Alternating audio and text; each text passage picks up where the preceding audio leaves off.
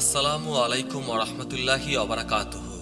আজকের ভিডিওতে আমরা জানব কিয়ামতের আলামতের প্রকারভেদ, কিয়ামত শব্দের অর্থ উঠে দাঁড়ানো। ইসলামী আকিদা অনুসারে ইসরাফিল আলাইহিসসালাম সিংগায় ফুৎকার দিলে কিয়ামত হবে, অর্থাৎ বিশ্বজগৎ ধ্বংস হবে।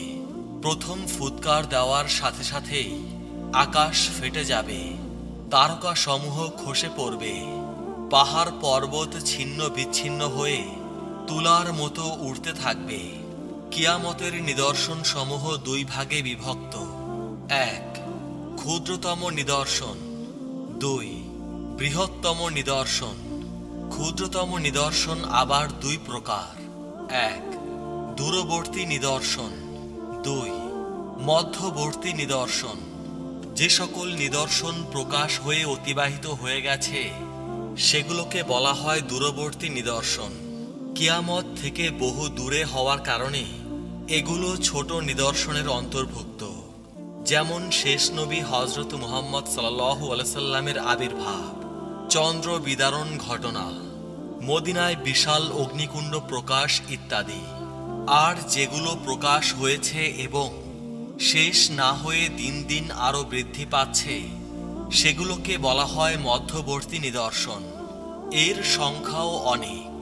এগুলো ক্ষুদ্রতম নিদর্শনের মধ্যেই। যেমন দাসীর গর্ভ থেকে মনিবের জন্ম, প্রায় ৩০ জনের মতো মিথ্যা নবুয়ত দাবিদারের আত্মপ্রকাশ ইত্যাদি। কিয়ামতের ক্ষুদ্রতম নিদর্শন যেগুলো ঘটে অতিবাহিত হয়ে গেছে তার মধ্যে যেমন: এক, শেষ নবী হযরত মুহাম্মদ সাল্লাল্লাহু আলাইহি সাল্লামের আবির্ভাব; দুই, নবী মুহাম্মদ সাল্লাল্লাহু আলাইহি সাল্লামের ইন্তেকাল; তিন, চন্দ্র বিদারণ ঘটনা; চার, সাহাবা যুগের অবসান; পাঁচ, বাইতুল মুকাদ্দাস বিজয়; ছয়, মহামারীর মাধ্যমে ব্যাপক প্রাণহানি; সাত, একের পর এক ফিতনা আবির্ভাব; আট, স্যাটেলাইট টিভি চ্যানেল আবিষ্কার; নয়, মুসলমানদের ভেতরে সিফফিন যুদ্ধের বাস্তব প্রতিফলন; 10, ভ্রষ্ট খারেজি সম্প্রদায়ের আত্মপ্রকাশ; 11, মিথ্যা নবুয়ত দাবিদারদের আত্মপ্রকাশ; 12, শান্তি নিরাপত্তা এবং সচ্ছলতার জয় জয়কার; 13, হেজাজ ভূমিতে বিশাল অগ্নি প্রকাশ; 14, তুর্কিদের সাথে মুসলমানদের যুদ্ধ; 15, চাবুকে আঘাতকারী অত্যাচারী ব্যক্তিবর্গের আবির্ভাব; 16, হানাহানি সংঘাত এবং ব্যাপক হত্যাযজ্ঞ; 17, মানুষের হৃদয় থেকে আমানতদারি তথা বিশ্বস্ততার বিদায়; 18, পরবর্তী পথ ভ্রষ্ট জাতির পদাঙ্ক অনুসরণ; 19, দাসের গর্ভ থেকে মনিবের জন্মগ্রহণ; 20, স্বল্প কাপড় পরিহিত নগ্ন মহিলাদের আত্মপ্রকাশ; 21, সুউচ্চ বাড়িঘর নির্মাণের নগ্ন পায়ে থাকা আরব্য রাখালদের প্রতিযোগিতা; 22, ব্যক্তি বিশেষে সালাম প্রদান; 23, বাণিজ্য ব্যাপক আকার ধারণ;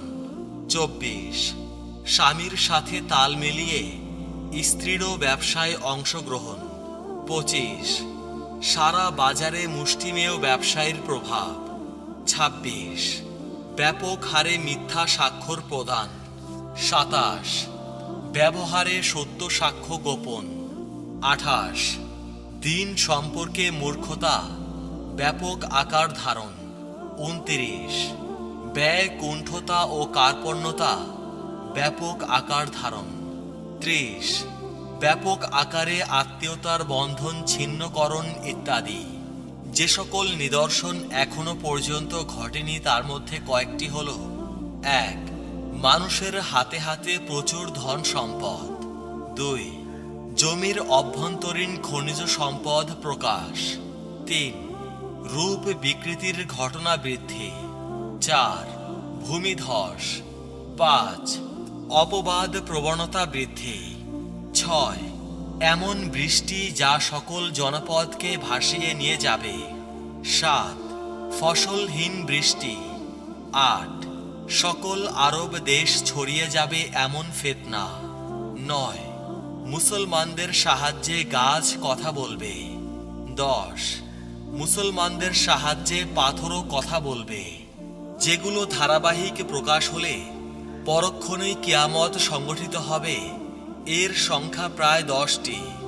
হযরত হুযায়ফা রাদিয়াল্লাহু তাআলা আনহু বলেন, আমরা পরস্পর আলাপরত ছিলাম। নবী করিম সাল্লাল্লাহু আলাইহি সাল্লাম এসে জিজ্ঞেস করলেন, তোমরা কি আলোচনা করছিলে? সাহাবীরা বলল, কিয়ামতের প্রসঙ্গে। তখন নবী পাক সাল্লাল্লাহু আলাইহি সাল্লাম বলতে লাগলেন, কিয়ামত সংগঠিত হবে না যতক্ষণ না তোমরা 10টি বৃহত্তর আলামত দেখতে পাও। 1, ধোঁয়া। 2, দাজ্জাল। 3, অদ্ভুত প্রাণী।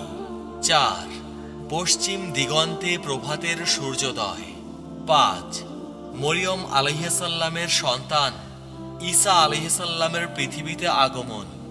6, ইয়াজুজ মাজুজের উদ্ভব। 3টি ভূমিধস। 7, প্রাচ্যে ভূমিধস। 8, পাশ্চাত্যে ভূমিধস। 9, আরব উপদ্বীপে ভূমিধস। 10, সবশেষ ইয়েমেন থেকে উত্থিত হাসরের ময়দানের দিকে তাড়নাকারী বিশাল অগ্নি। অপর আরেকটি বর্ণনায় এসেছে যে ইমাম মাহদির আত্মপ্রকাশ, কাবা শরীফ ধ্বংস এবং মানুষের বক্ষ থেকে কুরআনুল কারীম উঠিয়ে নেওয়ার কথাও উল্লেখ আছে।